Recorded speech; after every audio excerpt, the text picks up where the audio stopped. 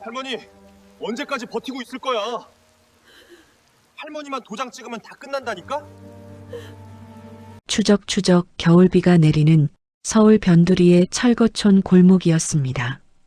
철거 용역 업자의 손에 그곳을 버티고 있던 66살 옥분의 몸이 힘없이 흙탕물 속으로 쓰러졌어요. 차가운 빗물에 젖은 시멘트 바닥, 누구 하나 막아줄 이 없는 벼랑 끝에 몰린 순간이었죠. 그때였어요. 터벅, 터벅. 빗소리를 가르며 이미 한 번 세상에서 밀려난 듯한 한 청년이 어둠 속에서 걸어 나왔습니다. 비에 젖어 찢어진 셔츠, 터진 입술, 이미 온몸이 금방이라도 쓰러질 듯 위태로운 모습이었습니다. 그는 숨이 막힐 만큼 서늘한 기운으로 말했어요. 어르신한테 뭐 하는 짓이야? 그의 모습을 본 용역업자들은 본능적으로 물러섰습니다. 청년은 용역들이 완전히 사라진 것을 확인했어요. 그제야 긴장이 풀렸습니다. 쿵! 청년의 몸이 차가운 바닥으로 무너져 내렸어요. 청년은 왜 만신창이가 된 채로 이곳에 나타났을까요? 그리고 철거를 목전에 둔 이 낡은 수선집. 옥부는 왜 이곳을 떠나지 못하는 걸까요? 생면부지의 두 사람이 운명처럼 만난 이 순간, 그들은 아직 몰랐습니다. 이 만남이 서로의 삶을, 그리고 마음을 완전히 바꿔놓게 될 거라는 것을요. 사연을 시작하기에 앞서 구독과 좋아요를 눌러주시고 지금 이 사연을 어디에서 듣고 계신지 댓글로 남겨주시면 진심으로 감사한 마음 담아 행운 가득하시길 기도드리겠습니다. 민혁의 기억은 차가운 빗소리와 함께 시작됩니다. 인적이 드문 인천의 어느 폐부두였습니다. 쏟아지는 장대비 속 민혁이 친형보다 더 믿고 따랐던 철민은 쓰러진 민혁을 차갑게 내려다보고 있었습니다. 미안하다, 민혁아. 어쩔 수가 없다. 철민의 구두는 빗물 한 방울 튀지 않고 반짝였지만 민혁의 세상은 그 한마디로 무너져 내렸어요. 피 한 방울 섞이지 않았지만 가족이라 믿었던 사람이었죠. 그 모든 믿음이 배신이라는 칼날이 되어 돌아온 순간이었습니다. 인천에서 서울까지 그렇게 민혁은 도망쳤습니다. 그는 만신창이가 된 몸을 이끌고 낯선 미로 같은 골목을 달리고 있었어요. 살기 위해 무작정 도망친 곳은 서울 변두리의 철거 예정지였습니다.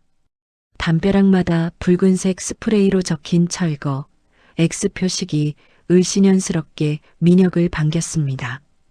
비에 젖은 옷은 납덩이처럼 무겁게 달라붙었고 한 걸음 뗄 때마다 전신이 욱신거렸지만 멈출 수 없었어요. 거친 숨을 몰아쉴 때마다 폐부가 찢어질 듯 아파왔고 시야는 점차 흐릿해졌습니다. 세상이 빙글빙글 도는 것만 같아 당장이라도 쓰러져 잠들고 싶은 유혹이 그를 덮쳤습니다. 와장창 그때였습니다. 정막을 깨고 날카로운 파열음과 큰 소리가 들려왔어요. 민혁은 흐려지는 의식을 억지로 붙잡았습니다. 그 소리는 민혁을 그곳으로 이끌었습니다. 그곳엔 유일하게 불이 켜져 있는 낡은 수선집이 있었어요. 덩치 큰 용역 깡패 셋이 가게 앞 평상을 군홧발로 걷어차며 위협하고 있었죠. 그리고 그 앞엔 예순을 훌쩍 넘은 할머니 옥분이 깨진 화분 조각을 주우며 사시나무 떨듯 떨고 있었습니다. 마치 빗속에 버려진 젖은 새처럼 웅크린 옥분의 등, 흙먼지가 옥분의 주름진 얼굴에 튀었고 그녀는 공포에 질려 있었어요. 순간 민혁의 눈빛이 변했습니다. 자신을 차갑게 버린 철민의 비정한 얼굴과 힘없는 노인을 위협하는 저들의 모습이 겹쳐 보였기 때문일까요? 지쳐 쓰러지기 직전이었던 민혁의 몸에서 마지막 남은 힘이 쥐어짜듯 솟구쳤습니다. 더 이상 그 누구도 약하다는 이유만으로 짓밟혀선 안 된다는 분노였습니다. 나이 드신 분한테 민혁이 휘청이듯 다가와 용역의 팔을 낚아챘어요. 비에 젖어 헝클어진 머리카락 사이로 번뜩이는 눈빛. 뭐 하는 짓이야? 낮게 으르렁거리는 목소리가 골목에 깔렸습니다. 용역 깡패가 팔을 뿌리치려 했지만 민혁의 소나기 힘은 쇠가죽처럼 질겼어요. 그제야 용역들은 민혁의 꼴을 제대로 보았습니다. 찢어진 셔츠 사이로 보이는 거친 숨소리, 식은땀으로 젖은 얼굴. 딱 봐도 정상적인 상태가 아니었습니다. 서 있는 것조차 기적처럼 보일 만큼 엉망인 몰골이었지만 눈빛만큼은 금방이라도 상대를 꿰뚫을 듯한 지독한 도끼가 서려 있었죠. 이 자식 뭐야? 상태가 왜 이래? 용역 인부들은 만신창이가 되어 앞에 서 있는 민혁을 보고는 본능적으로 뒷걸음질 쳤어요. 더 엮였다간 큰일 나겠다는 생각에 결국 그들은 도망치듯 골목 어귀로 사라졌습니다. 골목에 다시 정적이 찾아왔습니다. 긴장이 풀린 탓일까요? 끝까지 버티고 서 있던 민혁의 다리가 힘없이 꺾였어요. 쿵! 민혁이 차가운 시멘트 바닥으로 무너져 내렸어요. 의식이 끊어지는 마지막 순간까지 그가 느낀 건 뼛속까지 파고드는 빗물의 냉기뿐이었습니다. 놀란 옥분이 신발도 신지 못한 채 흙탕물 속으로 뛰어나왔어요.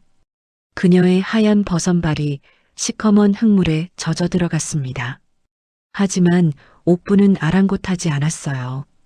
아이고, 총각 정신 차려봐. 세상에, 상처가 이렇게 심해. 옥분의 떨리는 손이 차갑게 식어가는 민혁의 뺨을 감쌌습니다. 어둠과 빗물이 뒤섞인 그 골목에서 민혁의 세상은 암전되었습니다. 얼마나 시간이 지났을까요? 민혁이 힘겹게 아주 희미하게 눈을 떴습니다. 지옥 같던 빗속이 아니었습니다. 누렇게 뜬 낡은 벽지, 낮은 천장, 그리고 코끝을 스치는 구수한 한약 냄새와 갓 지은 밤 냄새, 등을 지지는 듯한 아랫목의 뜨끈한 온기가 얼어붙은 몸을 녹이고 있었어요. 마치 다른 세상에 온 것만 같았습니다. 이제 정신이 좀 들어요? 나직하고 부드러운 목소리. 민혁이 고개를 돌리자 머리맡에 앉아있는 옥분이 보였습니다. 그녀는 대야에 담긴 따뜻한 물에 수건을 적셔 민혁의 이마에 맺힌 식은땀을 조심스럽게 닦아내고 있었습니다. 그 손길이 너무나 조심스럽고 따뜻했어요. 마치 깨지기 쉬운 귀한 도자기를 다루는 것 같았죠. 민혁은 본능적으로 몸을 움츠렸습니다. 평생을 경계 속에 살아온 습관이었습니다. 조건 없는 호의란 존재하지 않는 바닥에서 굴러먹던 그였습니다. 하지만 옥분은 물러서지 않았습니다. 오히려 걱정하는 눈으로 상처와 흙으로 엉망이 된 민혁의 셔츠를 조심스럽게 걷어 올렸어요. 성한 구석 하나 없는 몸으로 일면식도 없는 늙은이를 지키겠다고 그 앞을 막아섰던 청년이었습니다. 옥분은 그 무모할 정도로 올곧은 마음 씀씀이가 고맙고 기특해 자꾸만 마음이 갔어요. 하지만 찢어진 셔츠 아래 드러난 맨살을 본 순간 옥분의 눈가가 붉어졌습니다. 그곳엔 지난 삶의 고단함이 그대로 새겨져 있었습니다. 방금 생긴 깊은 상처 주변으로 언제 생겼는지 모를 낡은 흉터들이 여기저기 자리 잡고 있었죠. 그것은 이 청년이 살아온 세상이 얼마나 차갑고 모질었는지를 말해주는 아픈 기록이었습니다. 남들에게는 감추고 싶었던, 누구에게도 들키고 싶지 않았던 상처들. 옥분은 잠시 말을 잇지 못했습니다. 그저 채 피지도 못한 이 젊은 청년의 몸에 묻어나는 세월이 그 모진 풍파가 너무나 아프고 가여워서였습니다. 옥분은 거칠지만 따뜻한 손길로 흉터 주변을 조심스럽게 닦아냈어요. 아프지. 많이 아팠지. 옥분의 목소리가 가늘게 떨렸습니다. 그 떨림이 민혁의 가슴을 쳤습니다. 민혁은 멍하니 옥분을 올려다보았습니다. 심장이 쿵 하고 내려앉는 기분이었어요. 태어나자마자 가족에게 버려져 이름조차 보육원 원장이 지어준 자신이었습니다. 평생 구제불능이니 하는 손가락질만 받아왔죠. 늘 경계와 멸시가 담긴 차가운 눈빛만 보다가 오롯이 자신을 걱정해주는 옥분의 따뜻한 눈을 마주하자 말문이 막혔습니다. 그 말 한마디가 지난 세월의 어떤 아픔보다 더 깊게 가슴을 파고들었어요. 저 괜찮습니다. 그냥 가벼운 상처입니다. 민혁이 갈라진 목소리로 대답하며 억지로 몸을 일으키려 했습니다. 이유 없는 호해, 대가 없는 친절은 세상에 없다고 반드시 뒤에 꿍꿍이가 있거나 더 큰 대가를 치러야 한다고 배웠습니다. 그래서 이 낯선 따뜻함이 오히려 불안하고 불편했어요. 차라리 익숙한 차가운 바닥으로 돌아가는 게 마음 편했기에 민혁은 괜찮다는 핑계를 대며 자리를 피하려 했습니다. 하지만 옥분은 단호하게 하지만 솜털처럼 부드럽게 민혁의 어깨를 눌러 눕혔습니다.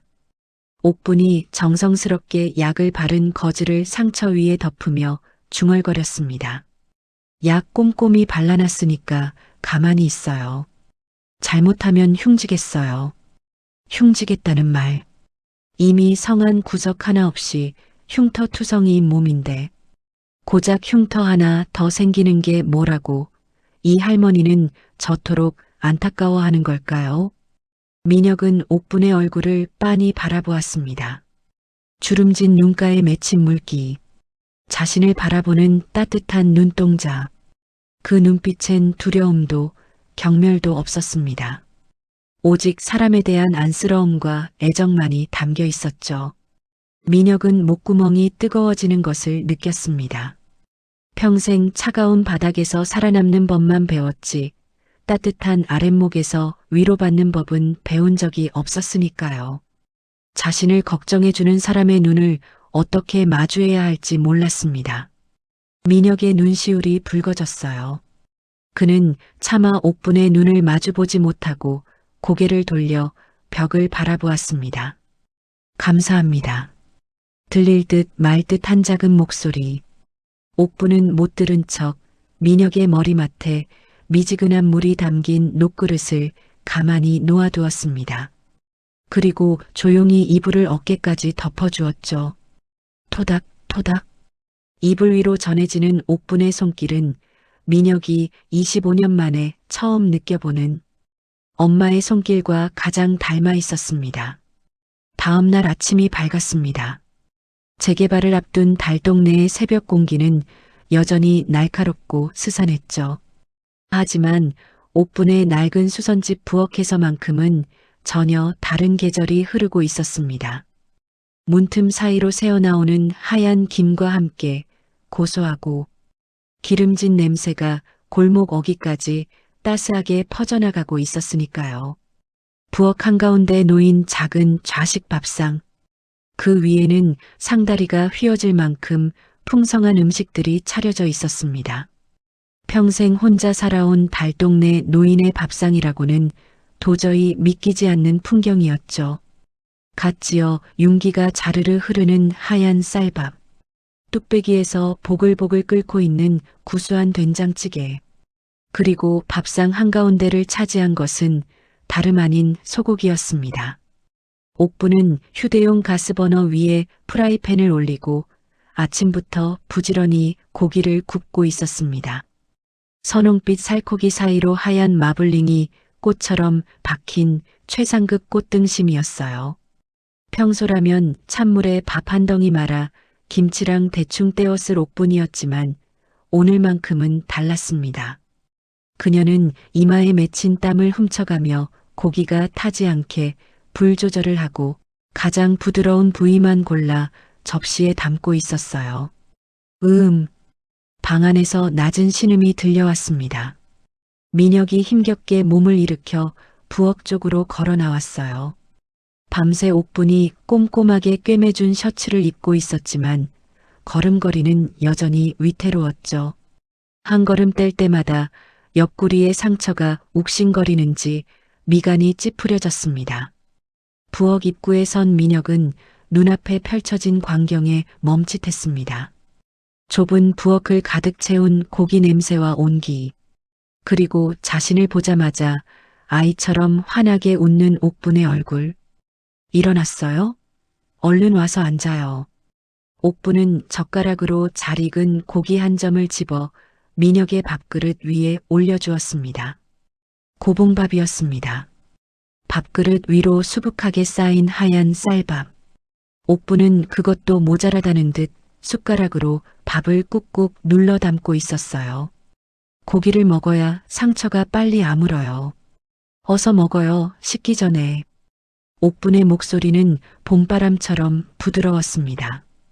마치 명절날 찾아온 귀한 손주를 챙기는 할머니처럼 그녀의 손길엔 정성만이 가득했죠. 민혁은 멍하니 밥상을 내려다보았습니다. 김이 모락모락 나는 쌀밥, 노릇하게 구워진 고기, 정갈하게 담긴 시금치 나물과 계란말이. 그 모든 것이 너무나 현실감이 없어서 마치 춥고 배고픈 성냥팔이 소녀가 마지막 성냥을 켰을 때 보았던 환상 같았습니다. 민혁은 떨리는 손으로 숟가락을 들었습니다. 하지만 밥을 뜰 수가 없었어요. 목구멍이 꽉 막힌 듯 뜨거운 덩어리가 치밀어 올랐기 때문입니다. 그의 머릿속에 지난 25년의 기억이 스쳐 지나갔습니다. 보육원 식당에서 눈칫밥을 먹으며 삼키던 식은 국, 형님들의 술상을 차리며 몰래 주워 먹던 마른 안주 부스러기들. 그에게 식사란 그저 죽지 않기 위해 배를 채우는 행위였을 뿐 누군가의 온기를 느끼는 시간이 아니었습니다. 그런데 지금 어제 처음 본 할머니가 자신을 위해 아침부터 고기를 굽고 있었습니다. 상처가 빨리 나아야 한다며 밥을 꾹꾹 눌러 담아주면서요. 왜 그래요? 입맛이 없어요? 옥분이 걱정스러운 눈으로 민혁을 살폈습니다. 민혁은 고개를 저었습니다. 아니라고, 너무 맛있어 보인다고 평생. 이런 밥상은 처음 받아본다고 말하고 싶었지만 목소리가 나오지 않았습니다. 그저 고개를 숙인 채 숟가락만 만지작거렸죠. 이 과분한 호의가, 이유 없는 따뜻함이 민혁에게는 오히려 두려움으로 다가왔습니다. 자신은 이런 대접을 받으면 안 되는 사람이니까요. 옥분은 민혁의 흔들리는 눈동자를 읽었습니다. 그녀는 민혁이 부담스러워할까봐 짐짓 딴청을 피우며 무심하게 말을 건넸어요. 갈 때 정해진 거 아니면 몸 성할 때까지만이라도 여기 있어요. 민혁의 손이 멈췄습니다. 내가 나이는 먹고 눈은 침침하고 요새 원단 나르기가 힘에 부쳐서 그래요. 밥값은 내가 톡톡히 쳐줄 테니까 며칠만 좀 도와줘요. 옥분의 하얀 거짓말이었습니다. 평생 혼자 해온 일이었고 굳이 사람을 쓸 만큼 일감이 많은 것도 아니었어요. 민혁은 숟가락을 꽉 쥐었습니다. 손가락 마디가 하얗게 질릴 정도였죠. 마음 같아서는 네, 감사합니다 하고 넙죽받고 싶었습니다. 이 따뜻한 밥을 배가 터지도록 먹고 저 따뜻한 아랫목에서 한숨 푹 자고 싶었어요. 하지만 26년을 길바닥에서 살아남게 한 본능이 그를 멈춰 세웠습니다. 세상에 공짜는 없다. 그것이 민혁이 배운 유일한 생존 법칙이었습니다. 친형제보다 더 믿었던 형님도 등 뒤에서 칼을 꽂는 세상이었어요. 하물며 생판 모르는 남이 베푸는 이 과분한 호의가 순수할 리 없다고 민혁은 애써 의심의 벽을 세웠습니다. 지금 이 달콤한 따뜻함에 취했다가 나중에 치러야 할 혹독한 대가가 두려웠어요. 사람을 믿었다가 다시 배신당할 때 겪어야 할 그 끔찍한 고통을 2번 다시 겪고 싶지 않았으니까요. 민혁은 천천히 숟가락을 내려놓았습니다. 마치 그 밥상에 보이지 않는 함정이라도 있는 것처럼 아주 조심스럽고 단호한 손길이었어요. 달그락. 고요한 부엌에 숟가락 놓는 소리가 유난히 크게 울렸습니다. 옥분의 시선이 민혁의 손에 머물렀습니다. 괜찮습니다. 민혁이 자리에서 일어났습니다. 상처가 당겨 비틀거렸지만 그는 억지로 다리에 힘을 주어 버텼어요. 갈 길 가보겠습니다. 민혁의 목소리는 건조했습니다. 애써 감정을 억누르느라 턱 근육이 딱딱하게 굳어 있었죠. 치료해 주신 거, 그리고 옷, 감사합니다. 이 은혜는 나중에라도 꼭 갚겠습니다. 민혁은 옥분의 눈을 마주치지 않았습니다. 마주치면 마음이 약해질 것 같았거든요. 그는 도망치듯 몸을 돌려 현관 쪽으로 향했습니다. 절뚝거리는 뒷모습이 한없이 위태로워 보였어요. 잠깐만. 옥분의 부드러운 목소리가 민혁의 등을 붙잡았습니다. 민혁이 멈칫하며 돌아보았습니다. 옥분은 화를 내거나 억지로 막아서지 않았어요. 그저 밥상 앞에 앉은 채 슬픈 눈으로 민혁과 밥그릇을 번갈아 볼 뿐이었죠. 가는 건 안 말려요. 갈 길이 바쁘면 가야죠. 옥분이 젓가락으로 식어가는 고기 한 점을 뒤집으며 나직하게 말했습니다. 그래도 이 밥은 다 먹고 가요. 저 혼자 먹으려던 게 아니에요. 총각 주려고 새벽부터 사온 건데 그냥 가면 이거 다 버려야 해요. 옥분이 민혁을 올려다보았습니다. 그 눈빛엔 강요가 아닌 간절한 부탁이 담겨 있었어요. 차린 사람 성의를 봐서라도 빈속으로 가지 말고 이것만 비우고 가요. 밥심이라도 있어야 어디 가서든 버티죠. 그 말에 민혁의 마음이 무너져 내렸습니다. 자신이 떠나는 것보다 자신이 굶고 가는 것을 더 걱정하는 사람. 민혁은 현관 손잡이를 잡은 채 한참을 서 있었습니다. 도망쳐야 한다는 이성과 이 밥상을 외면할 수 없다는 양심이 충돌했어요. 결국 민혁은 천천히 발길을 돌렸습니다. 그리고 다시 밥상 앞에 앉았습니다. 잘 먹겠습니다. 민혁이 떨리는 목소리로 말하며 숟가락을 들었습니다. 옥분의 얼굴에 그제야 안도의 미소가 번졌어요. 그녀는 말없이 고기를 민혁의 밥그릇 위에 수북이 올려주었습니다. 민혁은 고개를 푹 숙인 채 눈물인지 밥인지 모를 뜨거운 것을 꾸역꾸역 삼켰습니다. 그것은 단순한 한 끼 식사가 아니었습니다. 차가운 세상 밖으로 나가기 전 민혁이 생애 마지막으로 채우고 싶었던 따뜻한 위로였습니다. 평화는 그리 오래가지 않았습니다. 민혁이 옥분의 간곡한 부탁에 못 이겨 막 숟가락을 들었을 때였습니다. 낡은 수선집의 미닫이 문이 비명을 지르며 거칠게 열렸어요. 쾅! 유리가 깨질 듯한 굉음과 함께 들이닥친 것은 차가운 겨울바람만이 아니었습니다. 검은 양복을 입은 사내 셋. 그들은 이 허름한 달동네와는 전혀 어울리지 않는 매끈하지만 불길한 기운을 풍기고 있었죠. 민혁이 몸담았던, 그리고 민혁을 배신했던 바로 그 조직의 추격조들이었습니다. 강민혁? 숨어있는 거 다 아니까 썩 나와. 선두에 선 사내가 흙투성이 구둣발로 가게 안을 휘저으며 소리쳤습니다. 민혁의 손에서 숟가락이 툭 하고 떨어졌어요. 본능적으로 몸이 굳어졌습니다. 밥상머리의 온기는 순식간에 증발했고 등줄기에는 식은 땀이 흘렀습니다. 여기까지. 민혁은 입술을 깨물었습니다. 자신이 밥 한 끼의 유혹에 넘어가는 바람에 이 선량한 할머니까지 위험해지게 생겼다는 자책감이 가슴을 찔렀어요. 민혁이 벌떡 일어나려 했습니다. 자신이 나가서 해결해야 한다고 할머니는 건드리지 말라고 소리치려 했습니다. 하지만 그보다 더 빠른 사람이 있었어요. 누구세요? 다짜고짜 남의 가게에서 이게 무슨 소란입니까? 옥분이었습니다. 방금 전까지 민혁에게 고기를 얹어주며 인자하게 웃던 그 할머니가 아니었어요. 그녀는 민혁을 자신의 등 뒤로 휙 밀치더니 부엌 구석에 있던 몽당 빗자루를 치켜들고 사내들 앞을 가로막았습니다. 할망구, 비켜. 여기 숨어든 놈 있는 거 다 알고 왔어.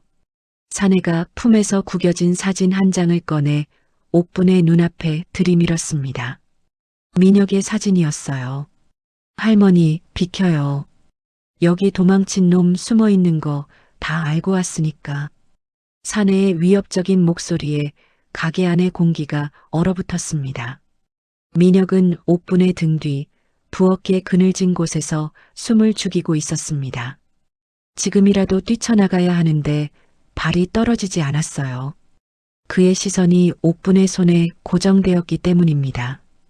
빗자루를 움켜쥔 옥분의 손, 검버섯이 핀 그 앙상한 손이 사시나무 떨듯 미친 듯이 떨리고 있었습니다.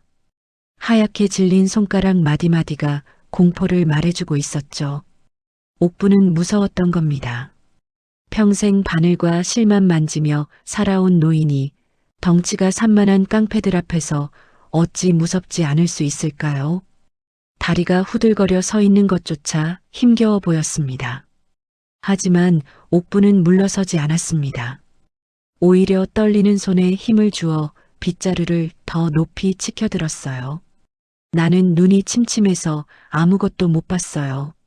그리고 내 가게엔 그런 험한 사람 없으니까 엄한 데 와서 행패 부리지 말고 당장 나가요. 옥분의 목소리가 카랑카랑하게 울려 퍼졌습니다. 비록 끝은 미세하게 갈라지고 있었지만 그 기세만큼은 호랑이 같았어요. 나 지금 경찰 부를 겁니다. 동네 사람들, 여기 강도가 들었어요. 옥분의 악에 바친 고함 소리에 사내들이 멈칫했습니다. 이곳은 재개발 지역이라 예민한 시기였고 대낮에 노인을 상대로 소란을 피웠다간 경찰이 출동해 일이 복잡해질 수 있었어요. 사내들은 서로의 눈치를 살폈습니다. 아, 거참. 할머니가 진짜. 형님, 여기 없는 것 같은데 나가시죠. 밖에서 웅성거리는 소리가 들려오자 사내들은 혀를 찼습니다. 선두에 섰던 사내가 옥분을 노려보며 으름장을 놓았어요. 운 좋은 줄 알아. 다시 올 거니까 그놈 숨겨준 거면 할머니도 재미없을 줄 아죠. 탕. 사내가 옥분 옆에 있던 원단 뭉치를 발로 차버리고는 밖으로 나갔습니다.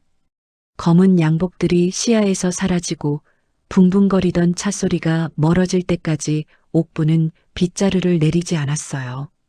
가게 안에 다시 정적이 찾아왔습니다. 하지만 그 정적은 아까의 평화와는 달랐습니다. 팽팽하게 당겨졌던 고무줄이 끊어지기 직전의 위태로움이었죠. 할머니, 민혁이 조심스럽게 옥분을 불렀습니다. 그 순간이었습니다. 꼿꼿하게 서 있던 옥분의 다리가 힘없이 풀렸습니다. 긴장이 풀리자 공포가 한꺼번에 밀려온 탓이었어요. 옥분의 몸이 바닥으로 허물어지려는 찰나 민혁이 튀어나갔습니다. 할머니, 민혁은 뒤에서 옥분의 겨드랑이를 단단하게 받쳐 안았습니다. 그의 팔에 전해지는 옥분의 무게는 너무나 가벼웠어요. 마른 장작처럼 깃털처럼 가벼운 몸. 민혁은 충격을 받았습니다. 고작 이토록 작고 여린 몸으로 저 거구의 사내들을 막아선 것이었습니다. 자신의 등 뒤에 숨기기엔 너무나 작은 이 등이 그 순간만큼은 세상 어떤 성벽보다 거대해 보였어요. 옥분은 민혁의 팔에 매달려 거친 숨을 몰아쉬었습니다. 이마에는 식은 땀이 송글송글 맺혀 있었고 얼굴은 백지장처럼 하얗게 질려 있었죠. 민혁은 떨리는 옥분의 어깨를 감싸 안으며 끓어오르는 감정을 주체할 수 없었습니다. 그의 머릿속에 지난밤의 기억이 오버랩되었습니다. 어렸을 때부터 친형처럼 따랐던 형님. 그는 어쩔 수 없다며 민혁을 배신했어요. 강한 힘을 가진 그는 자신의 안위를 위해 가족 같은 동생을 버렸습니다. 그런데 오늘 이름도 모르는 이 할머니는 달랐습니다. 피 한 방울 섞이지 않았고 만난 지 하루도 채 되지 않은 남이었어요. 가진 것도 없고 힘도 없는 노인이었습니다. 자신이 살기 위해 도망쳐도 모자랄 판에 이 할머니는 공포에 떨면서도 민혁을 지켰습니다. 가짜는 칼을 꽂았고 진짜는 방패가 되어 주었습니다. 그 아이러니한 진실이 민혁의 가슴을 세게 때렸어요. 민혁은 옥분을 의자에 앉히고 무릎을 꿇어 눈높이를 맞췄습니다. 그의 눈시울이 붉게 타올랐어요. 왜 그러셨습니까? 민혁의 목소리가 떨렸습니다. 왜? 아무 연고도 없는 저 같은 놈한테 그렇게까지 해주십니까? 그냥 모른다고 하시지. 무섭지도 않으셨습니까? 도망쳐야 한다는 생각보다 이 질문에 대한 답을 듣고 싶은 마음이 더 컸습니다.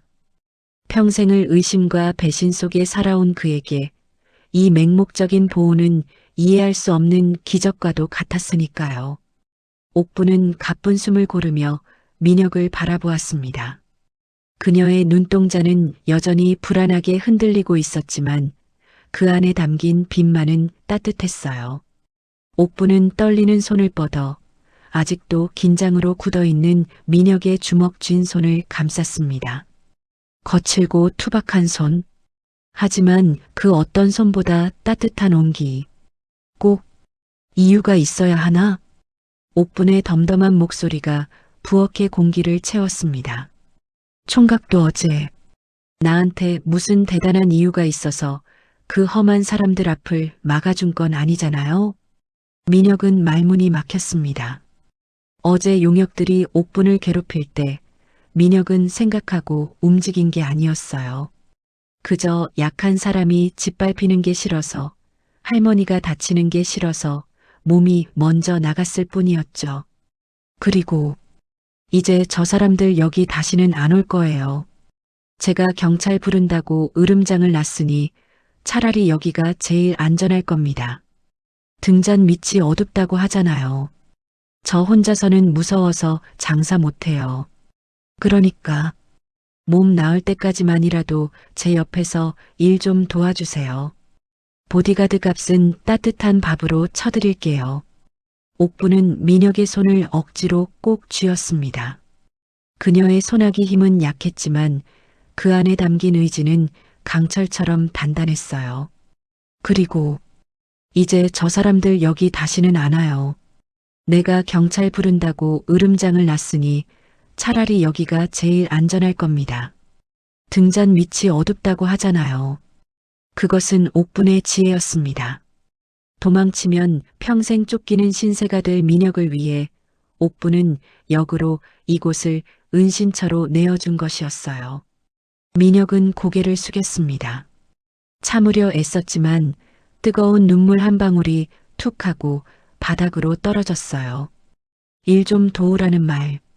그것은 내가 너를 지켜줄 테니 너도 내 곁에 있어다오라는 옥분의 투박한 고백이었습니다. 세상 어디에도 발 붙일 곳 없던 민혁에게 처음으로 돌아가야 할 곳, 아니 머물러도 되는 곳이 생긴 순간이었어요. 민혁은 옥분의 손을 두 손으로 감싸쥐었습니다. 그리고 깊게 고개를 숙였습니다. 알겠습니다. 목소리는 젖어 있었지만 더 이상 흔들리지 않았습니다. 부엌 한 구석, 아직 식지 않은 된장찌개 냄새가 은은하게 퍼져나갔습니다. 방금 전에 소라는 폭풍처럼 지나갔고 두 사람 사이에는 말로 다할 수 없는 끈끈한 유대감이 조용히 하지만 뿌리 깊게 자리 잡기 시작했어요. 상처 입은 짐승은 비로소 사냥꾼의 숲이 아닌 따뜻한 둥지를 찾은 것이었습니다. 어느덧 한 달이라는 시간이 흘렀습니다. 재개발 구역의 삭막한 바람은 더욱 매서워져 겨울의 문턱을 넘고 있었지만 옥분의 낡은 수선집 안은 훈훈한 온기로 가득했어요. 연탄난로 위에서 주전자가 달그락거리고 낡은 라디오에서는 구슬픈 트로트 가락이 흘러나오고 있었죠. 미녀가 거기는 실밥을 너무 바짝 자르면 안 돼. 올 풀려. 민혁은 쪼그려 앉아 수선을 마친 바지의 실밥을 정리하고 있었습니다. 한 달 전 피투성이가 되어 쓰러졌던 그 날선 모습은 온데간데 없었어요. 덥수룩했던 머리는 단정하게 잘랐고 옥분이 시장에서 사다 준 두툼한 스웨터를 입고 있었죠. 물론 평생 주먹을 쓰던 손으로 쪽가위를 잡는 모습은 여전히 어설펐습니다. 굵은 손가락으로 조그만 시로라기 하나를 잡으려 끙끙대는 모습이 옥분의 눈에는 마냥 귀엽게만 보였죠. 아이고, 덩치는 산만해가지고 꼼꼼하기는. 옥분이 핀잔을 주면서도 입가에는 미소가 번졌습니다. 민혁의 표정에서도 도끼가 빠져나가고 있었어요. 언제나 곤두서 있던 신경들이 재봉틀의 규칙적인 진동과 다리미의 따뜻한 증기 속에 서서히 녹아내린 덕분이었죠.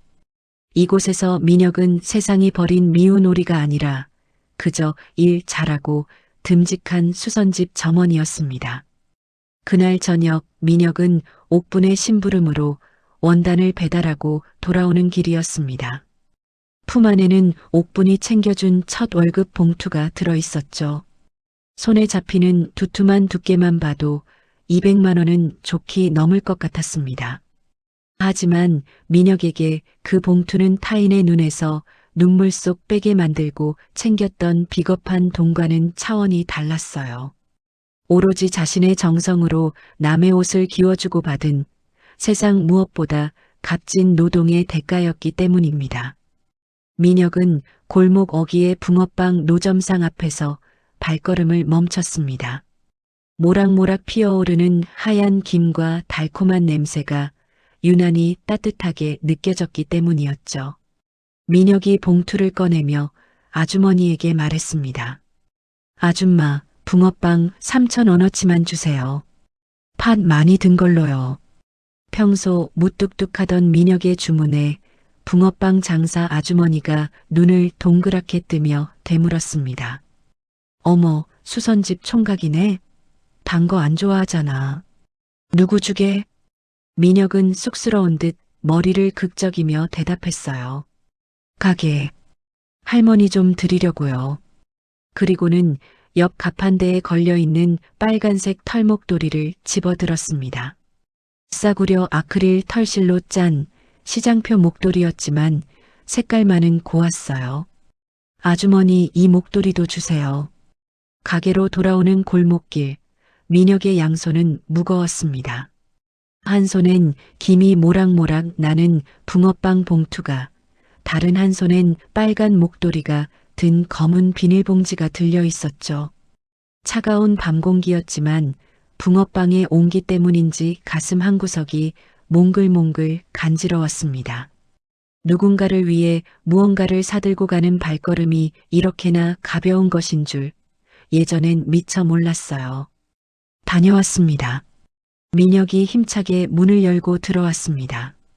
찬바람과 함께 고소한 붕어빵 냄새가 훅 끼쳐 들어왔어요. 민혁이 쑥스러운 듯 검은 비닐봉지와 종이 가방을 옥분 앞에 툭 내려놓았습니다. 봉지 안에는 아직 따뜻한 붕어빵이, 종이 가방 안에는 빨간 목도리가 들어있었죠. 날도 추워지는데 목이 허해 보이셔서요. 비싼 건 아니에요. 민혁은 퉁명스럽게 말하고는 황급히 부엌으로 도망치듯 들어갔습니다. 옥분은 멍하니 물건들을 바라보았어요. 김이 모락모락 나는 붕어빵, 그리고 촌스러운 듯 화사한 빨간 목도리. 옥분의 떨리는 손이 목도리를 조심스럽게 꺼내 들었습니다. 거친 손끝에 닿는 까슬까슬한 촉감이 왜인지 비단보다 더 부드럽게 느껴졌어요. 옥분의 눈시울이 붉어졌습니다. 그녀에게도 아들이 있었습니다. 남부럽지 않게 키운, 명문대를 나와 사업을 한다며 떵떵거리는 아들. 하지만 그 아들은 단 한 번도 이런 걸 사온 적이 없었어요. 올 때마다 돈 좀 해줘요, 땅 좀 팔아요라며 옥분의 속을 긁어놓기만 했죠. 백화점 명품관을 제집 드나들 듯 하면서도 어미 목에 감길 목도리 한 장 사올 생각은 못하는 놈이었습니다. 그런데 피 한 방울 안 섞인 이 청년은 첫 월급을 받자마자 자신을 위해 지갑을 열었어요. 투박한 붕어빵 봉지에서 온기가 전해져 왔습니다. 옥부는 목도리를 얼굴에 묻었어요. 아크릴 털실 냄새와 함께 민혁의 서툰 진심이 냄새가 났습니다. 따뜻하네. 참 따뜻해. 옥부는 부엌 쪽에 들리지 않게 작게 훌쩍였습니다. 가슴 한구석이 찌릿하면서도 꽉 차오르는 기분이었죠. 평화로운 일상에 작은 파문이 인 건 며칠 뒤였습니다. 민혁이 가게 앞을 쓸고 있는데 골목 어귀에서 이질적인 엔진 소리가 들려왔어요. 다 쓰러져가는 판잣집들이 즐비한 이 재개발 구역에는 절대 어울리지 않는 소리였죠. 부흥 마이너스. 매끄러운 검은색 대형 세단이었습니다. 방금 세차를 한 듯 번쩍이는 차체는 흙먼지 날리는 골목길과 극명한 대조를 이뤘어요. 차는 수선집 바로 앞에 멈춰섰습니다. 민혁이 빗자루를 멈추고 경계 어린 눈으로 바라보았습니다. 운전석에서 내린 건 단정한 정장 차림의 중년 남성이었어요. 하얀 면장갑을 낀 그는 뒷좌석에서 고급스러운 쇼핑백을 꺼내더니 수선집 안으로 들어갔습니다. 안녕하십니까, 어르신. 남성의 목소리는 정중하다 못해 깍듯했습니다. 가게 안에서 다림질을 하던 옥분이 안경 너머로 남자를 보았어요. 김 기사 왔어? 옥분의 반응은 의외로 담담했습니다. 마치 옆집 철수를 대하듯 편안한 말투였죠. 하지만 남자는 허리를 90도로 굽혀 인사했습니다. 건강은 어떠십니까? 어르신께서 맡기신 물건 가져왔습니다. 남자가 쇼핑백에서 꺼낸 건 최고급 양복 원단이었습니다. 민혁은 원단을 보는 순간 눈을 의심했어요. 예전에 형님들이 입던 소위 이태리제라 불리는 최고급 원단보다 훨씬 더 고급스러워 보였기 때문입니다. 윤기가 흐르는 캐시미어 혼방. 척 봐도 수백만 원은 호가할 물건이었습니다. 그때 옥분이 귀찮다는 듯 툭 내뱉었습니다. 거기 두고 가. 차 막히는데 뭐하러 직접 와. 퀵으로 보내라니까. 그러자 정장을 입은 사내는 허리를 숙이며 공손하게 대답했어요. 어찌 귀한 물건을 퀵으로 보내겠습니까? 혹시 불편하신 점은 없으시고요? 없어. 얼른 가봐. 옥부는 손을 휘휘 저으며 남자를 서둘러 내보냈습니다. 남자는 다시 한번 90도로 깍듯하게 인사하고는 차에 올랐어요. 세단이 미끄러지듯 골목을 빠져나가는 동안 민혁은 멍하니 그 뒷모습을 바라보았습니다. 민혁은 위화감이 들었습니다. 이다 낡은 달동네 수선집에 기사까지 딸린 고급 세단이라니. 그리고 저 비싼 원단을 아무렇지 않게 툭 던져놓는 옥분의 태도. 단순한 동네 수선집 할머니라고 하기엔 방금 그 기사의 태도는 지나칠 정도로 정중했습니다. 민혁은 가게 안으로 들어왔어요. 옥분은 아무 일도 없었다는 듯 다시 다리미를 잡고 있었습니다. 세단이 사라진 골목을 보던 민혁이 옥분에게 물었습니다. 할머니, 방금 그 사람 대체 누굽니까? 옥분은 황급히 원단을 정리하며 얼버무렸습니다. 그냥 단골이야, 단골. 워낙 옛날부터 내 바느질 솜씨 좋다고 찾아오는 양반 비서야. 별거 아냐. 말을 마친 옥부는 서둘러 다리미를 들어 스팀을 뿜었어요. 치잉 마이너스. 피어오르는 하얀 증기 너머로 옥분의 얼굴이 희뿌옇게 사라졌습니다.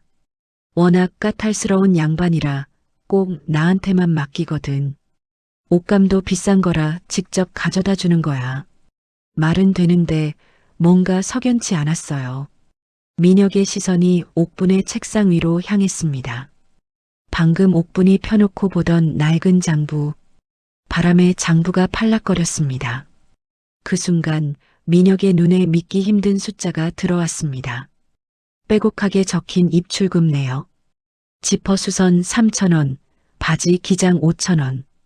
그런 소소한 숫자들이 아니었어요. 0이 끝도 없이 붙어 있는 숫자들. 억 단위, 아니 그 이상의 숫자들이 돋보기 안경 옆에 무심하게 적혀 있었습니다. 민혁은 쿵 하고 심장이 내려앉는 것 같았어요. 재개발 보상금이라고 하기엔 너무 컸고 수선비라고 하기엔 말도 안 되는 액수였습니다. 혹시 이 할머니 내가 모르는 뭔가 대단한 사람인 걸까? 민혁은 옥분을 다시 쳐다보았습니다. 하지만 그의 눈에 들어온 건 낡아 빠진 카디건을 걸치고 다림질을 하는 수선집 할머니였어요. 손마디는 나무 껍질처럼 거칠고 투박했고 손톱 밑에는 시커먼 때와 실밥이 끼어 있었죠. 발 뒤꿈치는 갈라져 굳은 살이 박혀 있었고 양말은 기워 신어 짝짝이었습니다. 아니겠지. 민혁은 고개를 저었습니다. 저렇게 평생 고생만 한 손을 가진 사람이 저렇게 아끼고 아껴서 붕어빵 하나에도 감동하는 사람이었죠. 아마 건너편 건물 주인이나 다른 가게 사장 장부를 대신 봐주고 계신 거겠지. 민혁은 대수롭지 않게 여기기로 했습니다.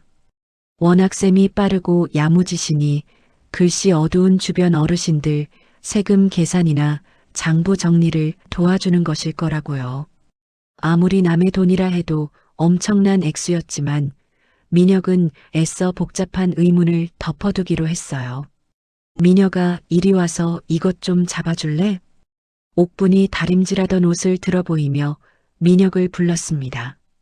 그 목소리가, 그 표정이 너무나 친근하고 소탈해서 민혁은 피식 웃음을 터뜨렸어요. 네, 갑니다. 민혁은 옥분에게 다가가 옷의 한쪽 끝을 잡았습니다. 팽팽하게 당겨지는 옷감 사이로 두 사람의 시선이 마주쳤어요. 그 순간만큼은 세상 어떤 부자보다도 마음이 넉넉한 두 사람이었습니다. 평화롭던 수선집의 오후가 깨진 건 순식간이었습니다. 골목 어귀를 가득 채우는 묵직한 배기음. 민혁이 고개를 들었을 때 수선집 바로 앞에 거대한 검은 물체가 멈춰 섰습니다. 독일제 최고급 세단이었어요. 먼지 한 톨 없는 검은 차체 위로 달동네의 낡은 슬레이트 지붕이 비쳐 보였죠. 이질적이었습니다.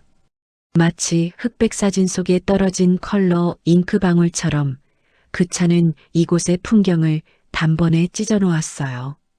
운전석 문이 열리고 한 남자가 내렸습니다. 40대 중반 기름진 머리를 말끔하게 넘기고 척 봐도 수백만 원은 호가할 고급스러운 맞춤 정장을 입은 사내 옥분의 하나뿐인 아들 강민석이었습니다. 민석은 차에서 내리자마자 인상부터 찌푸렸어요. 구두에 흙이 묻을세라 조심스럽게 발을 디디더니 코앞에서 손을 휘휘 저었습니다. 마치 썩은 냄새라도 맡은 사람처럼요. 그는 정장 어깨에 내려앉은 보이지 않는 먼지를 툭툭 털어내며 가게 안으로 들어왔습니다. 어머니, 목소리는 매끄러웠지만 그 안엔 냉기가 서려 있었습니다. 옥분이 재봉틀을 돌리다 말고 멈칫했어요. 아들을 보는 옥분의 눈동자가 잘게 흔들렸습니다. 반가움보다는 당혹감, 그리고 깊은 체념이 먼저 스쳐 지나갔죠. 아직도 이러고 계세요? 재개발 보상금도 넉넉히 챙겨준다는데. 그냥 그거 받으시고 이제 좀 편하게 지내시라니까요. 대체 왜 안 나가고 여기서 버티시는 거예요? 민석은 가게 안을 휙 둘러보았습니다. 쌓여있는 원단, 낡은 다리미, 연탄난로. 그의 눈빛은 경멸로 가득 차 있었어요. 자신의 어머니가 평생을 바쳐 지켜온 일터이자 자신을 먹이고 입히고 공부시킨 그 신성한 공간을 그는 구질구질한 곳이라 불렀습니다. 민혁은 구석에서 다림질을 하던 손을 멈췄습니다. 본능적으로 알 수 있었어요. 저 남자는 적이다. 말끔한 양복을 입었지만 그 눈빛은 며칠 전 들이닥쳤던 용역 깡패들보다 더 탐욕스럽고 비릿했습니다. 민혁은 말없이 옥분의 곁으로 한 걸음 다가섰습니다. 민석은 의자 끝에 엉덩이만 살짝 걸치고 앉았어요. 푹신한 가죽 소파가 아니면 앉지도 못한다는 듯 불편한 기색이 역력했죠. 민석이 본론을 꺼냈습니다. 안부조차 묻지 않았어요. 밥은 먹었는지, 아픈 데는 없는지, 그런 말은 사치라는 듯 바로 돈 이야기부터 시작했죠. 빨리 도장 찍으시고 이번 기회에 가게 접으세요. 그 돈으로 번듯한 아파트 하나 얻어서 편하게 사시라고요. 남들이 보면 제가 불효하는 줄 알아요. 말은 그럴싸했습니다. 어머니의 편안한 노후를 걱정하는 효자 같았죠. 하지만 옥부는 알고 있었습니다. 저 말 뒤에 숨겨진 진짜 칼날을요. 그래서 용건이 뭐니? 민석이 헛기침을 하며 넥타이를 고쳐 맸어요. 그러고 그 보상금 나오면요. 일부만 딱 7억 정도만 저한테 융통해 주세요. 옥분이 믿기지 않는다는 듯 놀라는 목소리로 되물었습니다. 7억? 네. 이번에 진짜 괜찮은 아이템이 있거든요. 이거 대박이에요. 투자만 하면 원금 회수는 기본이고 어머니 호강시켜드리는 건 시간 문제라니까요. 민석의 눈이 번들거렸습니다. 어머니의 노후 자금, 평생을 바늘에 찔려가며 모은 피 같은 보상금을 그는 마치 맡겨놓은 돈 찾아가듯 당당하게 요구하고 있었어요. 성공해서 호강시켜주겠다. 지난 10년 동안 수없이 들어온 그리고 단 한 번도 지켜진 적 없는 허울 좋은 거짓말이었습니다. 민혁의 주먹이 꽉 쥐어졌어요. 호강이라니, 7억을 내놓으라니, 저게 자식 입에서 나올 소리인가 싶었습니다. 민혁의 눈빛이 차갑게 가라앉으며 민석을 노려보았습니다. 그 시선을 느꼈는지 민석이 고개를 돌려 민혁을 보았습니다. 위아래로 훑어보는 끈적한 시선. 민혁의 낡은 스웨터와 거친 손을 보고는 피식 코웃음을 쳤어요. 넌 어디서 굴러먹던 놈이야. 너 눈빛이 왜 그래? 민혁은 대꾸하지 않았습니다. 다만 그 자리에 못 박힌 듯 서서 옥분을 지키듯 버티고 있을 뿐이었죠. 그 침묵이 거슬렸는지 민석이 벌떡 일어나 민혁에게 다가왔어요. 그리고 검지손가락으로 민혁의 가슴팍을 툭 찔렀습니다. 말 안 들려? 뭐 하는 놈이냐고. 아, 알겠다. 민석이 비릿하게 웃었습니다. 너 냄새 맡고 왔지? 여기 곧 보상금 나오는 거 알고 우리 엄마한테 콩고물이라도 떨어질까봐 붙어 있는 거잖아. 그치? 아들인 내가 여기 있는데 어린 놈이 벌써부터 까져가지고 모욕이었습니다. 민혁의 인격을 짓밟고 옥분에 대한 민혁의 마음을 싸구려 사기극으로 매도하는 말들이었어요. 민혁의 눈썹이 꿈틀거렸습니다. 마음 같아서는 저 손가락은 이미 부러졌을 겁니다. 아니, 바닥에 나뒹굴었겠죠. 하지만 민혁은 참았습니다. 주먹을 쥔 손톱이 손바닥을 파고들어 피가 날 정도로 참았어요. 저렇게 막대먹은 사람이어도 이 할머니의 아들이니까요. 자신이 저놈을 치면 가장 아파할 사람은 결국 옥분이라는 걸 알았으니까요. 그만해라. 옥분의 날카로운 고함이 터졌습니다. 민석이 놀란 듯 멈칫했어요. 옥분은 떨리는 손으로 지갑을 열었습니다. 가죽이 다해져 너덜너덜한 낡은 지갑. 그 안에서 꼬깃꼬깃 접힌 5만원권 몇 장을 꺼냈어요. 쌈짓돈이었습니다. 시장 갈 때 쓰려고, 공과금 낼 때 쓰려고 아끼고 아껴 모은 돈 30만원. 이거 가지고 가라. 옥분이 민석의 손에 돈을 쥐어주었습니다. 민석이 어이가 없다는 듯 돈과 옥분을 번갈아 보았어요. 어머니, 지금 장난하세요? 7억 달라고 했잖아요. 저도 이런 돈은 있어요. 옥분의 목소리는 단호했지만 눈에는 눈물이 고여 있었습니다. 내 사업 자금 줄 돈은 없어도 내 아들 밥 사 먹일 돈은 이게 다야. 이거 가지고 가서 따뜻한 밥이나 사 먹고 이런 일로 찾아오지 마라. 저 좀 믿어달라니까요. 민석은 옥분의 손을 거칠게 뿌리쳤어요. 하지만 바닥에 떨어질 뻔한 30만 원은 기가 막히게 낚아채 주머니에 넣었죠. 7억이 아니라서 화를 내면서도 어머니의 쌈짓돈 30만 원은 챙기는 그 알량하고 치졸한 모습. 생전 처음 보는 놈 앞에서 하나뿐인 아들을 내쫓으시겠다? 아, 진짜 너무하시네. 어머니, 오늘 일 후회하실 겁니다. 민석은 씩씩거리며 밖으로 나갔습니다. 쾅! 수선집 문이 부서져라 닫혔고 잠시 후 신경질적인 엔진 소리와 함께 세단은 사라졌어요.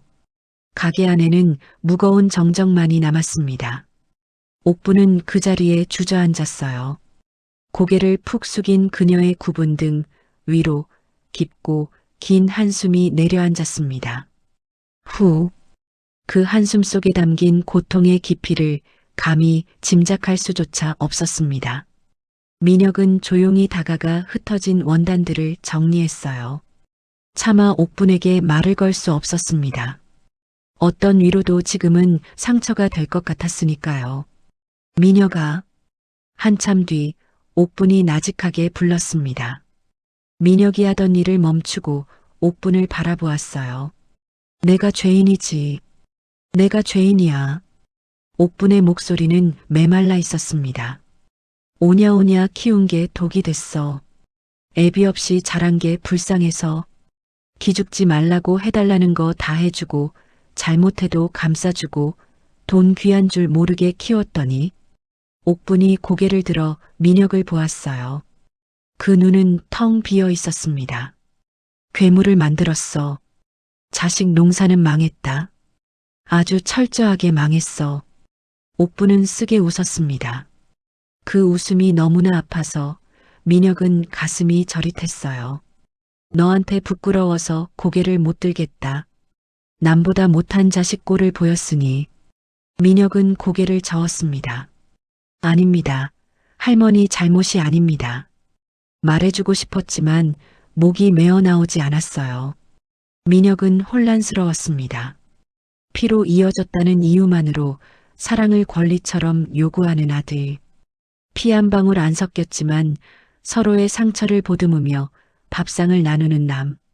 도대체 어느 쪽이 진짜 가족인 걸까요? 민혁은 주전자를 들어 옥분의 컵에 따뜻한 물을 따랐습니다. 그리고 말없이 옥분의 거친 손을 잡아주었어요. 그 투박한 위로에 옥분은 참았던 눈물을 터뜨렸습니다. 아들이 주고 간 상처를 낯선 청년이 꿰매고 있는 아이러니한 밤이었습니다. 그렇게 소란스러웠던 밤이 지나고 다음 날 오후가 되었습니다. 가게 안은 여느 날과 다름없는 평범한 하루가 흐르고 있었어요. 하지만 민혁이 빗자루를 들고 막 바닥을 쓸어내던 찰나 고요함을 깨고 끔찍한 소리가 들려왔습니다. 수선집 앞 골목은 순식간에 전쟁터의 서막을 알렸습니다. 멀리서부터 땅을 울리며 다가오는 불길한 굉음. 그것은 단순한 경고나 협박 따위가 아니었어요. 놈들은 이제 실행에 옮기기 시작한 것입니다. 회색 승합차 2대가 좁은 골목을 비집고 들어와 수선집 앞을 가로막았습니다. 곧이어 문이 열리고 건장한 사내 10여 명이 우르르 쏟아져 나왔어요. 지난번의 동네 양아치 수준이 아니었습니다.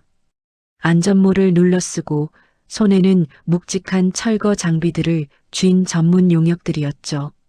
그들의 눈빛엔 자비라고는 없었습니다. 작업 반장이 목청을 높여 고함쳤습니다. 밀어버려. 오늘 안으로 짐 싹 다 빼. 작업 반장의 지시와 함께 용역들이 가게를 향해 돌진했어요. 가게 안에서 다림질을 하던 옥분이 소스라치게 놀라 뛰쳐나왔습니다. 아, 안 돼. 이놈들아. 여기가 어디라고 감히. 옥분이 맨몸으로 그들 앞을 막아섰지만 거센 파도 앞에 종이배나 다름없었어요. 용역 하나가 귀찮다는 듯 옥분을 밀쳤습니다. 할머니, 다치니까 비키세요. 옥분의 몸이 힘없이 나뒹굴었어요. 그 모습을 본 순간 가게 안쪽에서 검은 그림자가 탄환처럼 튀어나갔습니다. 민혁이었습니다. 옥분을 밀친 용역이 외마디 비명을 지르며 나가떨어졌어요. 민혁의 날카로운 발차기가 정확히 명치에 꽂힌 것이었죠. 민혁은 바닥에 굴러다니는 낡은 지지대 하나를 낚아챘습니다. 상대는 안전모와 보호구로 무장한 전문 용역 10명.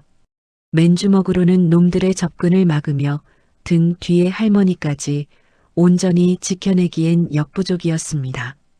놈들이 할머니에게 손끝 하나 대지 못하게 하려면 놈들의 접근 자체를 차단할 긴 것이 필요했죠.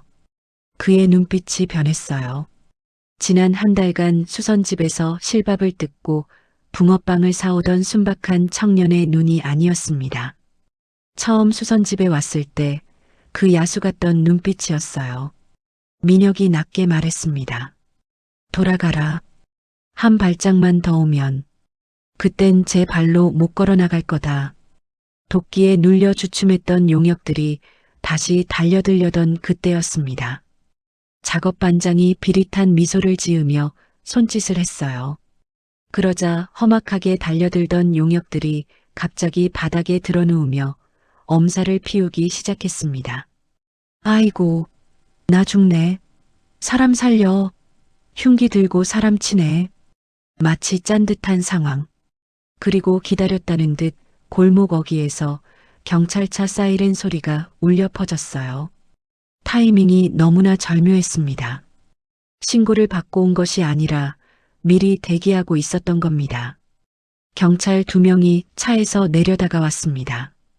그들은 쓰러진 옥분이나 난장판이 된 가게는 거들떠보지도 않고 오직 강목을 들고 있는 민혁에게만 곧장 걸어왔어요. 경찰관이 민혁을 향해 소리쳤습니다. 당신 뭐야? 흉기 내려놔. 특수폭행 현행범으로 체포합니다. 민혁이 억울함을 호소하려 입을 뗐어요. 형사님, 그게 아닙니다. 저놈들이 먼저 할머니를. 민혁이 항변하려던 찰나 골목 입구에 세워진 검은색 세단의 창문이 스르르 내려갔습니다. 그리고 그 안에 앉아있는 사람의 얼굴이 드러났어요. 고급스러운 그 차 안에서 먼지 한 톨 묻지 않은 말끔한 정장을 입고 이 상황을 지켜보는 남자. 옥분의 아들 강민석이었습니다. 민혁의 시간이 멈췄어요. 숨이 턱 막혀왔습니다. 민석은 경찰에게 눈짓을 한번 보내더니 민혁을 보며 입꼬리를 비릿하게 올렸습니다. 마치 내가 아무리 발버둥 쳐봐야 정과자일 뿐이야라고 비웃는 듯한 표정. 민혁은 깨달았습니다. 이건 함정이다. 처음부터 철거가 목적이 아니라 나를 폭행범으로 몰아가게 해서 치워버리려는 수작이었구나. 민혁의 손이 부들부들 떨렸어요. 당장이라도 사실을 밝히고 싶었습니다. 저 차에 타고 있는 사람이 시킨 짓이라고 소리치고 싶었습니다. 하지만 뒤에서 옥분의 목소리가 들려왔어요. 경찰 양반, 아니야. 우리 민혁이 아니야. 저놈들이 횡패 부린 거라고. 옥분이 경찰의 팔을 붙잡고 매달렸습니다. 하지만 경찰은 사무적인 태도로 옥분의 손을 떼어냈어요. 할머니, 공무집행 방해하지 마시고 비키세요. 흉기 든 거 저희 눈으로 확인했습니다. 서해 가서 조사하면 다 나오니까 절차 따르세요. 냉정한 공권력 앞에서 옥분은 무력했습니다. 민혁의 가슴이 철렁 내려앉았어요. 만약 자신이 여기서 저항하며 민석을 지목한다면 옥분은 보게 될 것입니다. 자신이 그토록 사랑하는 아들이 깡패와 경찰을 동원해 자신을 몰아내려 한다는 끔찍한 진실을요. 그 진실은 수갑보다 더 차갑고 감옥보다 더 고통스럽게 옥분의 남은 생을 난도질할 것입니다. 안 돼. 할머니가 알게 해선 안 돼. 민혁은 입술을 깨물었습니다. 억울함에 피가 거꾸로 솟았지만 그는 옥분을 지켜야 했어요. 가게를 지키는 것보다 더 중요한 건 옥분의 무너질 마음을 지키는 것이었으니까요. 민혁은 자신과 할머니를 지켜주던 낡은 지지대를 툭 하고 바닥에 떨어뜨렸습니다. 경찰이 민혁의 팔을 낚아챘어요. 손 뒤로 해. 당신을 특수상해 및 업무방해 혐의로 체포한다. 철커덕. 차가운 수갑이 민혁의 손목을 조였습니다. 옥분이 맨발로 뛰어나와 경찰차를 막아섰습니다. 안 돼. 민혁아, 너 잡혀가면 안 된다. 경찰 양반, 제발 내 말 좀 들어봐요. 경찰들에게 떠밀려가면서도 민혁은 끝까지 옥분에게 시선을 고정했어요. 그리고 억지로 입꼬리를 올려 가장 화나고 슬픈 미소를 지어 보였습니다. 민혁이 옥분을 안심시키려 큰 소리로 말했습니다. 할머니, 저 괜찮아요. 오해 풀고 금방 나올 거니까 걱정 마세요. 식사 거르지 마시고요. 안심시키려는 거짓말이었습니다. 마치 할머니 아들이 그런 게 아니에요. 제가 부족해서 잡혀가는 거예요라고 온몸으로 말하는 듯 했습니다. 민혁이 경찰차에 태워졌어요. 차 문이 닫히고 창밖으로 멀어지는 옥분의 오열하는 모습이 보였습니다. 민혁아, 민혁아. 뒤이어 검은 세단도 유유히 현장을 빠져나갔습니다. 흙먼지 날리는 골목에는 주저앉아 땅을 치며 통곡하는 옥분만이 덩그러니 남겨졌습니다. 어둠 속에서 민혁은 그제야 참았던 신음을 토해냈습니다. 수갑찬 손목의 고통보다 저 밖에서 아들의 배신도 모른 채 울고 있을 옥분의 모습이 더 뼈아프게 다가왔어요. 민혁은 캄캄한 호송차 안에서 고개를 떨구었습니다.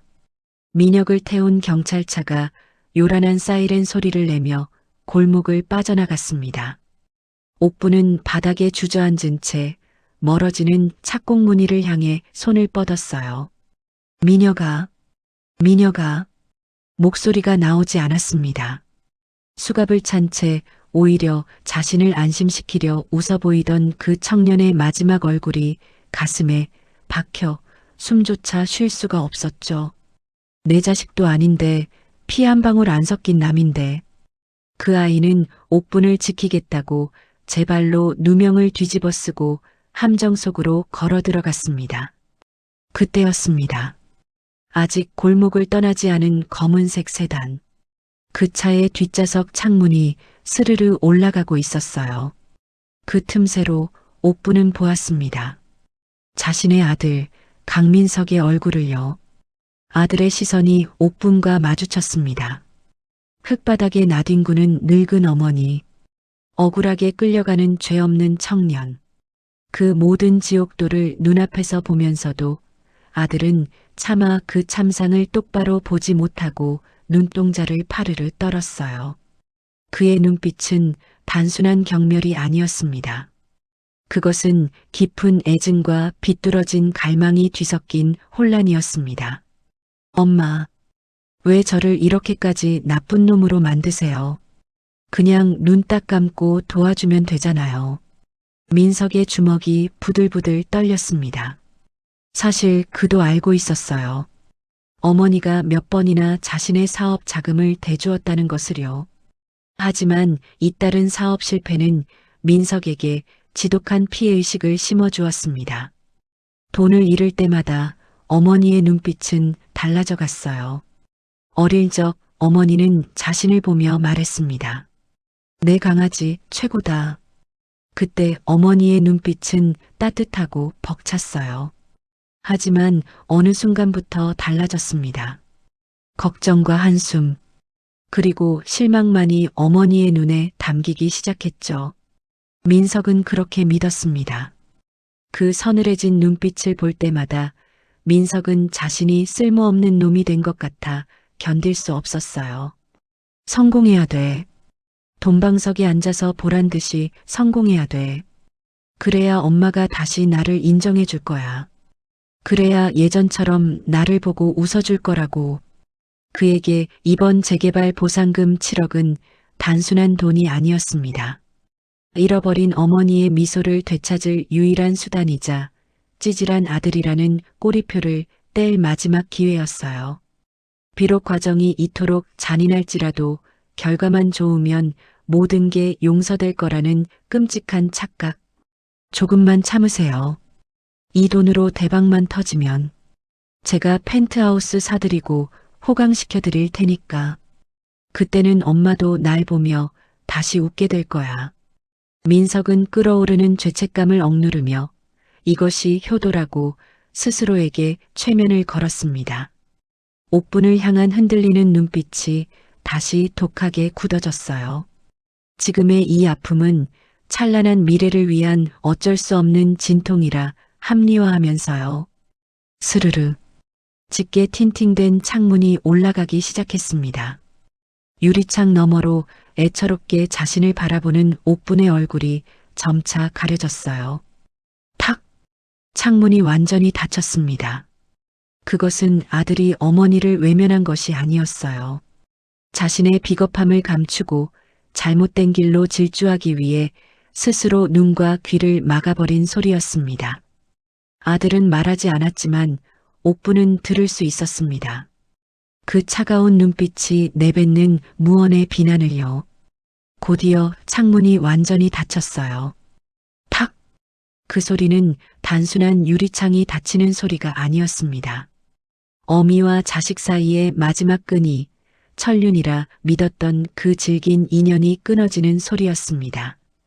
세단은 매끄럽게 유턴하여 골목을 빠져나갔습니다. 아들은 한 번도 뒤돌아보지 않았어요. 그저 자신의 비즈니스가 끝났다는 것에 만족하며 사라져버렸죠. 수선집 앞에는 다시 적막이 찾아왔습니다. 깨진 화분, 나뒹구는 빗자루, 찢어진 원단 조각들, 그리고 그 폐허 속에 덩그러니 남겨진 노인. 옥분은 멍하니 세단이 사라진 골목 어귀를 바라보았습니다. 눈에서 하염없이 흐르던 눈물이 어느 순간 뚝 멈췄어요. 가슴을 쥐어뜯던 통곡도 멈췄습니다. 대신 텅 빈 옥분의 가슴 속으로 시린 바람이 휘몰아쳤어요. 옥분은 깨달았습니다. 자신이 지난 40년간 키워온 것은 자식이 아니었어요. 금지옥엽, 내 새끼, 내 강아지. 온갖 좋은 말로 포장하고 사랑으로 물을 주어 키웠지만 결국 자라난 것은 효도는 모르고 욕심만 아는 못난 자식이었습니다. 내가 못난 자식을 키웠구나. 옥분의 입술이 파르르 떨렸습니다. 그것은 슬픔이 아니었어요. 뼈저린 후회이자 뼛속 깊이 사무치는 분노였습니다. 더는 안 된다. 옥분은 비틀거리며 일어났어요. 무릎이 까져 피가 배어 나왔지만 그녀는 통증조차 느끼지 못했습니다. 옥분은 엉망이 된 가게 안으로 들어갔어요. 그리고 구석에 놓인 낡은 반다지, 장롱 앞으로 다가갔습니다. 평생을 숨죽여 살아왔습니다.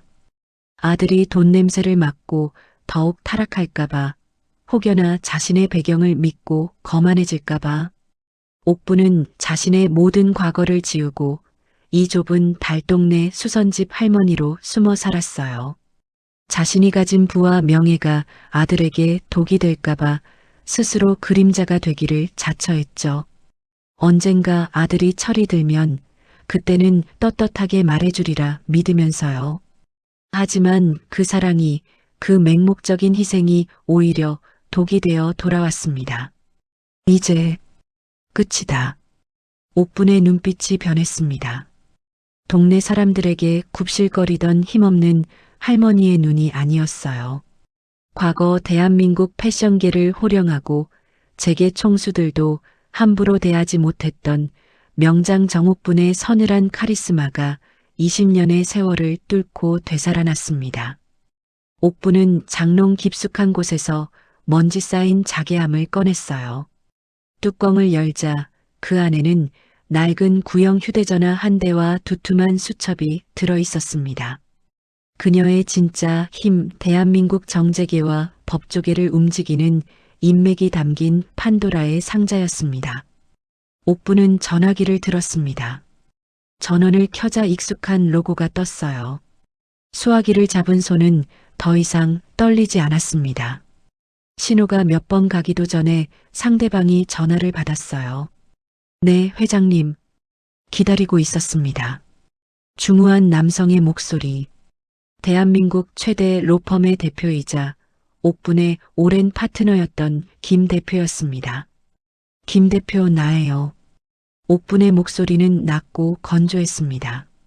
평소에 아이고 선생님 하던 말투는 온데간데 없었어요. 명령에 익숙한 자, 결단을 내리는 자의 무게감 있는 톤이었죠. 네, 회장님. 말씀하십시오. 옥분이 가게 밖을 바라보았습니다. 지금 당장 관할 경찰서 서장한테 연락해 주세요. 그리고 옥분은 잠시 숨을 골랐어요.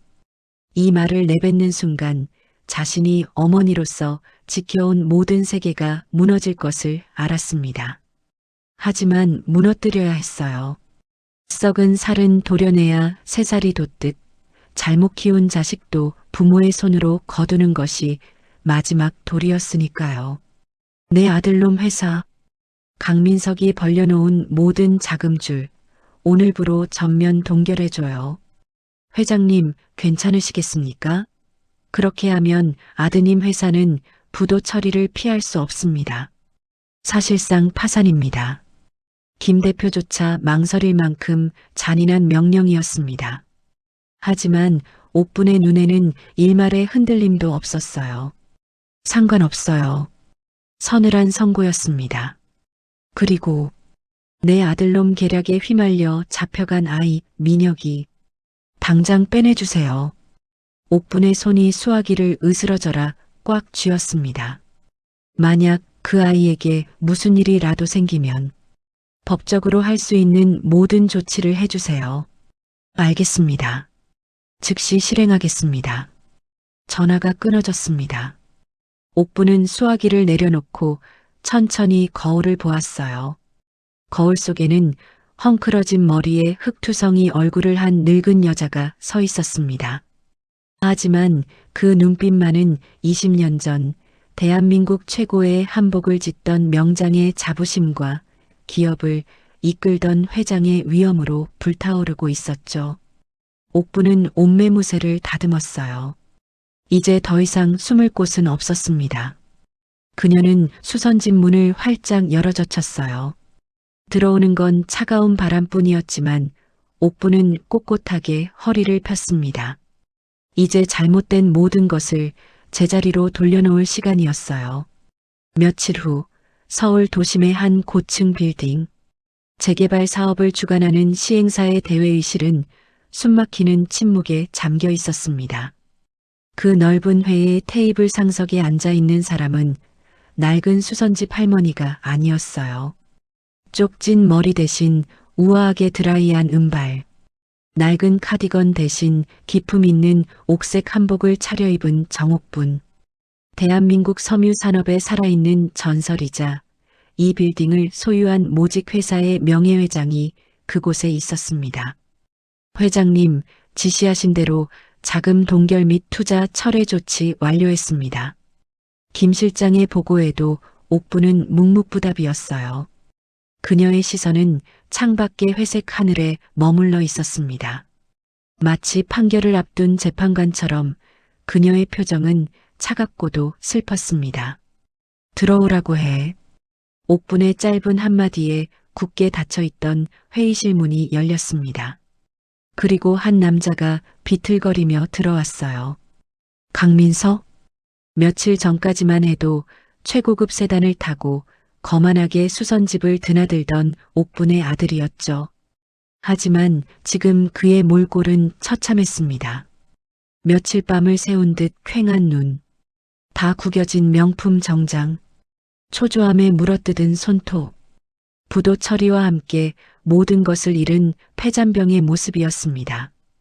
민석은 상석에 앉은 옥분을 보자마자 다리에 힘이 풀린 듯 털썩 주저앉았어요. 그리고 무릎으로 기어와 옥분의 치맛자락을 붙잡았습니다. 어머니, 어머니, 제가 잘못했어요. 민석이 울부짖었습니다. 진심 어린 참회일까요? 아니면 마지막 동아줄을 잡으려는 발악일까요? 옥분은 미동도 하지 않고 아들을 내려다보았어요. 어머니가 회장님이신 줄 정말 몰랐어요. 알았으면 제가 감히 그랬겠어요? 민석은 억울하다는 듯 변명을 쏟아냈습니다. 그리고 그 용역 깡패들 말이에요. 제가 시킨 거 아니에요. 저는 그냥 어머니를 조용히 모셔오라고만 했어요. 아시잖아요. 거기가 얼마나 위험한지. 어머니가 너무 완강하시니까 그놈들이 과잉 충성한 거라고요. 민석은 옥분의 눈치를 살피며 말을 이었어요. 다 어머니 걱정돼서 그런 거예요. 험한 꼴 보시기 전에 편안한 곳으로 모시려고. 제 마음 아시죠? 그 비겁한 변명에 옥분의 눈빛이 잠시 흔들렸습니다. 그래, 내 아들이 그럴 리 없지. 깡패놈들이 시키지도 않은 짓을 한 거겠지. 평생을 아들을 위해 헌신해온 어미의 본능이 바보처럼 또 꿈틀거렸어요. 저 눈물범벅이 된 얼굴을 닦아주고 괜찮다. 다신 그러지 마라 하며 안아주고 싶은 마음이 불쑥 솟구쳤습니다. 하지만 그 순간 옥분의 뇌리에 며칠 전의 기억이 스쳐 지나갔습니다. 흙바닥에 쓰러진 자신을 보고도 차갑게 올라가던 검은 세단의 창문. 억울하게 민혁을 끌고 가던 그 냉혹한 눈빛. 그것은 오해가 아니었어요. 실수도 아니었습니다. 옥분은 질끈 눈을 감았다 떴어요. 흔들리던 눈빛이 차갑게 가라앉았습니다.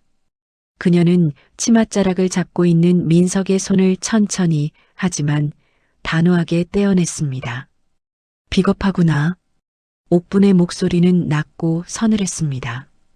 끝까지 내 살 길만 찾는구나. 부모 가슴에 대못 박고 죄 없는 사람 다치게 한 건 그 누구도 아닌 내 욕심이다. 옥분의 일갈에 민석이 흠칫 놀라 물러났어요. 평생 순종적이고 다정하기만 했던 어머니에게서 처음 보는 서슬 퍼런 분노였습니다. 내가 이렇게 된 건 다 내 탓이다. 옥분의 목소리가 미세하게 떨렸어요. 오냐오냐 키우면 되는 줄 알았다. 기 안 죽이고 키우면 훌륭한 사람 될 줄 알았다. 그런데 내가 틀렸어. 내가 너를 이렇게 키웠다.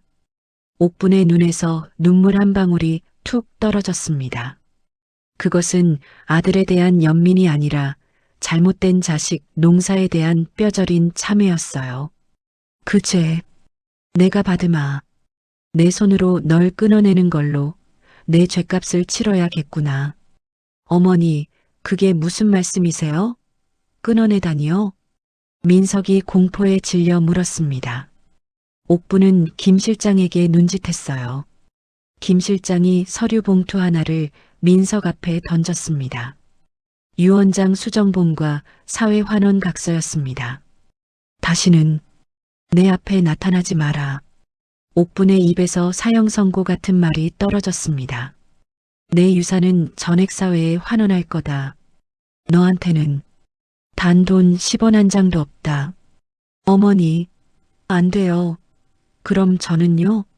저는 어떡하라고요? 민석이 발악하며 다시 달려들려 했지만 대기하고 있던 경호원들이 그를 제압했어요. 끌어내. 옥분은 고개를 돌렸습니다. 어머니, 잘못했어요. 어머니. 민석의 절규가 회의실 밖으로 멀어져 갔습니다. 복도 끝에서 문이 닫히는 소리가 들릴 때까지 옥분은 굳은 석상처럼 움직이지 않았어요. 회의실에는 다시 정적만이 남았습니다. 넓은 공간에 홀로 남겨진 옥분은 그제야 참고 있던 숨을 토해냈어요. 그녀의 시선이 테이블 위에 놓인 낡은 액자로 향했습니다. 민석의 어릴 적 사진이었어요. 색동저고리를 입고 해맑게 웃고 있는 아이. 자신의 전부였고 세상의 모든 것이었던 내 새끼. 옥분의 주름진 손이 액자를 쓰다듬었습니다. 손끝이 파르르 떨렸어요. 가슴이 찢어지는 것 같았습니다. 생사를 도려내는 아픔이 이런 걸까요? 하지만 옥분은 이를 악물었습니다.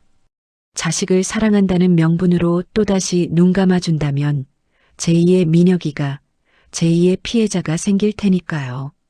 그것이 어른으로서 그리고 인간으로서 옥분이 해야 할 마지막 도리였습니다. 옥분은 나직하게 작별 인사를 건넸어요. 그리고 떨리는 손으로 액자를 쓰다듬었습니다. 엄마 마음이 이해가 되면 그때 다시 만나자. 지금 다시 품어준다면 민석은 영원히 변하지 못할 것입니다. 그것은 단절이 아니라 마지막 남은 사랑의 방식이었습니다. 옥분은 자리에서 일어났습니다. 비틀거렸지만 지팡이를 짚고 다시 중심을 잡았어요. 창밖에는 비가 그치고 햇살이 비치고 있었습니다. 이제 그녀에게는 해야 할 일이 있었어요. 자신의 아들이 낸 상처를 안고 살아가는 피 한 방울 섞이지 않은 아들을 만나러 가야 했습니다. 옥분의 발걸음이 무겁지만 확실하게 문을 향해 나아갔습니다. 며칠 뒤 서울 강남 경찰서 앞. 가을비가 그치고 맑게 갠 하늘 아래 낯선 풍경이 펼쳐지고 있었습니다. 검은색 최고급 세단 한 대가 경찰서 정문 앞에 멈춰 섰어요. 지나가던 사람들이 힐끗거릴 만큼 위압적인 차였죠. 뒷좌석 문이 열리고 기품 있는 노부인이 내렸습니다. 정옥분 회장이었습니다. 그녀는 최고급 실크 한복을 입고 단정하게 머리를 올린 모습이었어요. 누가 봐도 범접하기 힘든 재벌가의 총수였죠. 하지만 사람들의 시선을 사로잡은 건 그녀의 화려한 옷차림이 아니었습니다. 그 우아한 한복 위에 둘러진 지독히도 촌스럽고 투박한 빨간색 털목도리였습니다. 시장 좌판에서 5,000원이면 살 수 있는 싸구려 아크릴 목도리.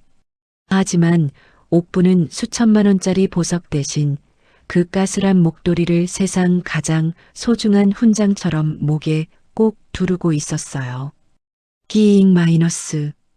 경찰서의 무거운 철문이 열리고 한 청년이 걸어 나왔습니다. 민혁이었습니다. 얼굴에는 반창고가 덕지덕지 붙어 있었고 입가는 터져 딱지가 앉아 있었어요. 걸음걸이도 여전히 불편해 보였죠. 하지만 햇살 아래 선 그의 표정은 그 어느 때보다 맑고 편안해 보였습니다.